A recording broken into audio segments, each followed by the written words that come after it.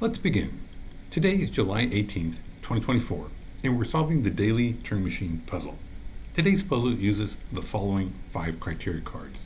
Criteria card 5, 8, 18, 19, and 20. And the puzzle uses the purple verification cards. The code above is your way to get more information on today's puzzle by searching the code on turingmachine.info.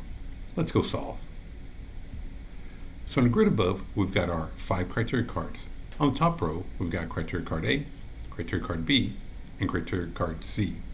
On the bottom row, we've got criteria card D and criteria card E. So criteria card A looks at our first digit, the triangle digit, and the Turing machine will let us know whether that digit is an even digit or an odd digit. Criteria card B looks at the 3-digit solution and will let us know how many of those digits should be 1. Should there be no ones? A single 1? Perhaps 2? Maybe even all 3 are 1.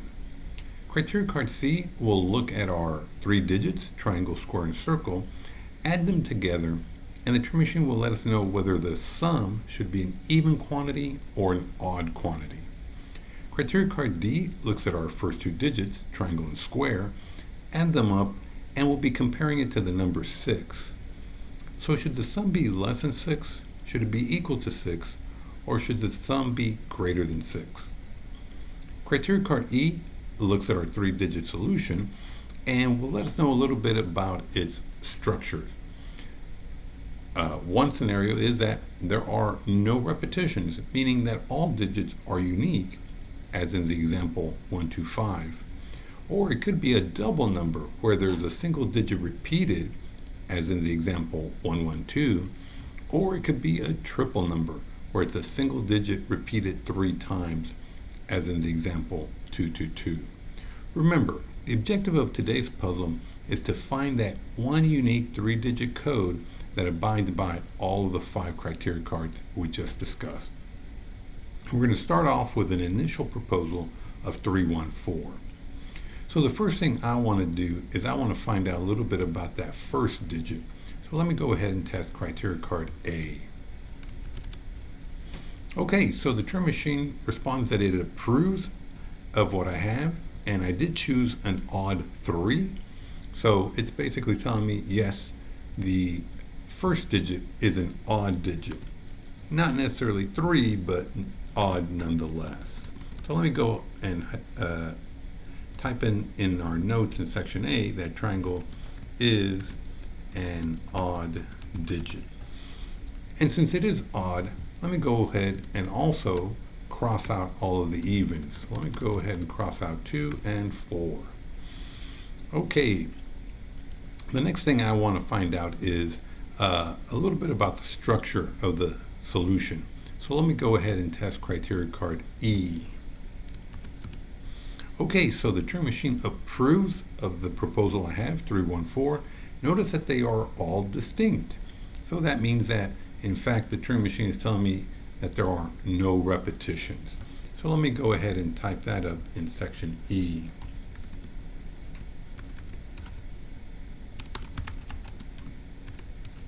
So there are no repetitions. And basically what that means is that all the digits should be unique. All right. Next, let me go ahead and test criteria card C. Okay, so in this case, the Turing machine does not approve of my proposal. Notice that since I am going to add up all the digits, let's go ahead and add up 3 and 1 is 4, and 4 and 4 is 8. The Turing machine does not approve that the sum should be an even quantity. In fact, it should be an odd quantity. So let me go ahead and type that up in section C. And that's that. Triangle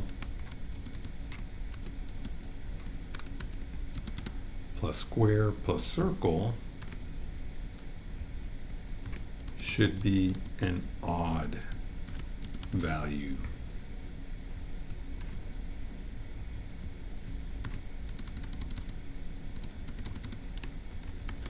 Okay, so what does that tell us if it's an odd value? So remember, there are no repetitions, And so I think we have two scenarios. Either square and circle are both even, so that is an even sum. But then if I add the triangle value, which is odd, the overall sum is odd. Or it could be that they're all odd.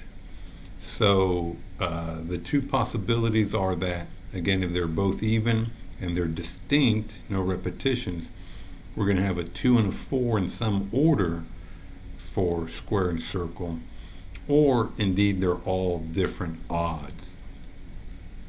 And well, that does it for this turn, right? Well, we've already completed our our 3 Turing tests. So now we're going into the phase where we'll be discussing how to construct a good second round proposal. So if you notice, we didn't test criteria card B, the number of ones, and we also didn't test criteria card D, the sum of the first 2 digits. So as I mentioned before, our 2 possibilities are basically odd, even, or all are odd. One thing that I do notice, this is interesting, is criteria card B. So at this point, we know that obviously since they're all distinct, at most we can have one digit in our solution. The interesting thing is if you test B and there is no 1, that would mean that square and circle have to be even. Because if there is no 1, you basically are saying that you don't have all odds. And so you wouldn't be able to have 2 odds and an even because the total sum is odd. So that's a very interesting scenario to look towards, that perhaps the fact that there is no 1 is going to lead us to square and circle being even. And so if we go along that premise, also notice, besides criteria card C, there is no mention of circle directly, unlike maybe criteria card D that you look at triangle and square. So I'm thinking that square and circle are going to be even. Whatever square is, as far as its even value, circle is going to be the other one. So how can we use square and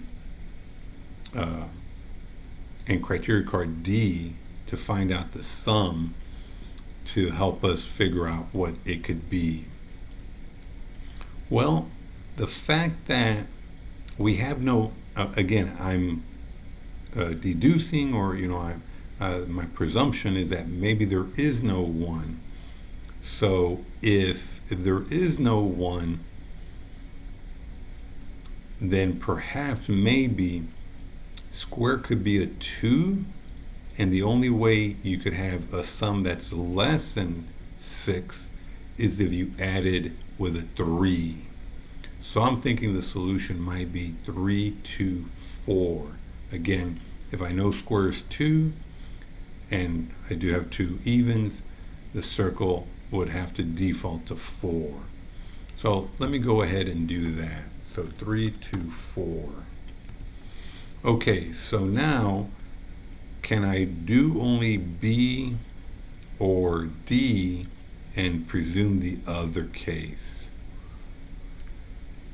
So if I do this, or if I am able to figure out that the sum is less than 6, how many possibilities are there of that? Well, it could go up to 1, 4, 1, 3, 1, 2, and 1. Well, it can be 1, 1 because there are no duplicates.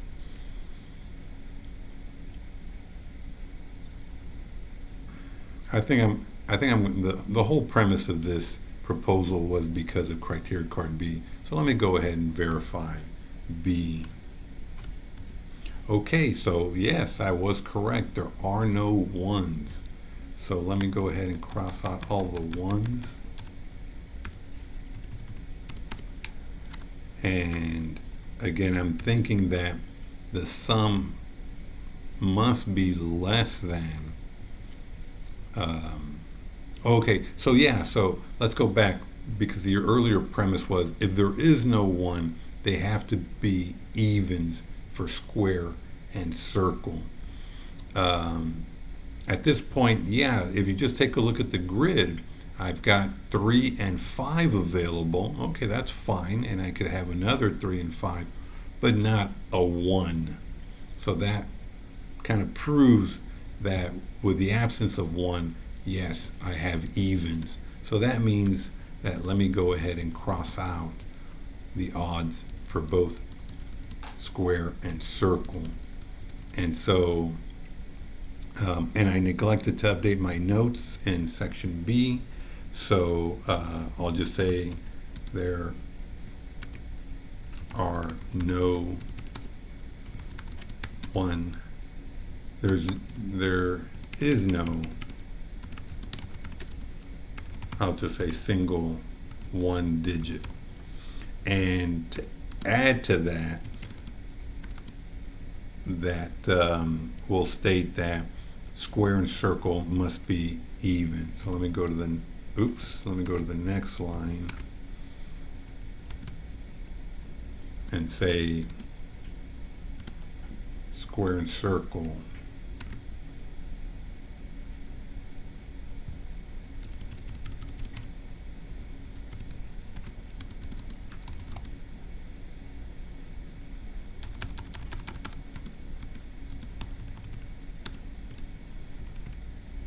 and circle are even.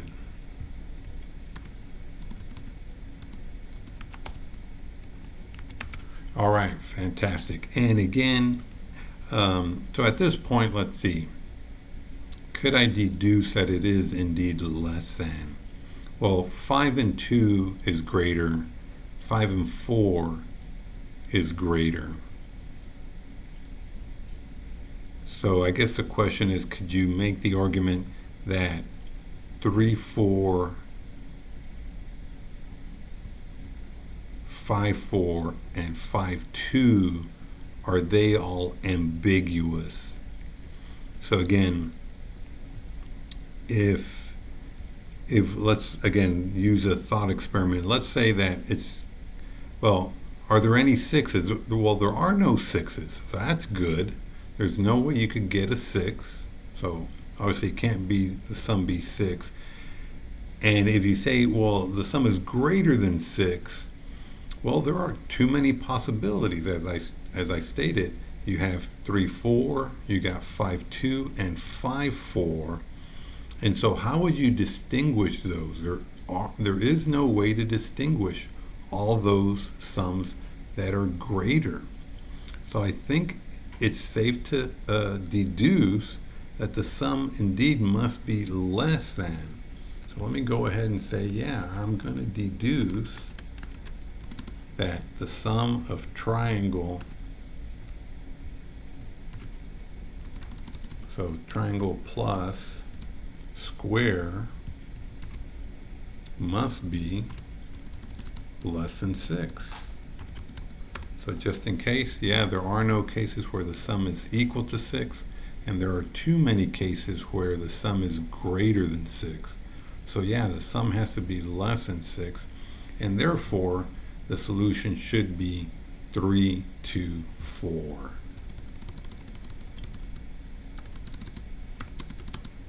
Okay. All right, so yeah, let's go to turingmachine.info and confirm the solution.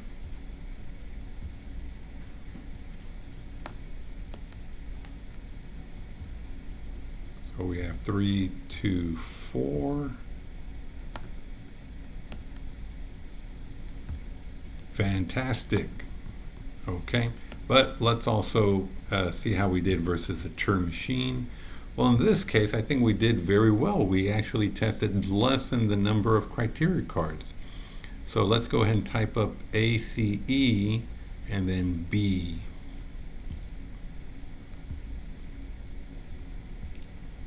A, C, E, and then we did B. Okay, yeah. So we did it in 4 questions. The Turing Machine did it in 6. Well, I think that clue of criteria card B was so critical. Once we established that, we either had odd, even, even, or odd, odd, odd, the exclusion of one basically said, well, like, they can't all be odd. So that was very critical in the success of this puzzle, being able to think about that possibility. And again, because of, even though I didn't list them all out, we saw that there were, all the other cases were that the sum had to be greater than 6. Well, those are basically ambiguous because there's nothing in our criteria card set that would help us differentiate any of those possibilities. So that's why I called them ambiguous. So yeah, we were able to, I think those 2 critical thoughts are what truly helped us do this puzzle in just 4 questions. We actually even deduced one. So it was a great success. And it's those kind of combination of criteria cards that really intrigued me, where you're able to make these very interesting deductions and conclusions. That's what I truly like about the Turing Machine board game. Well, if you enjoyed this video, please do give it a thumbs up. If you saw anything else that you'd like to add, please do so in the comments.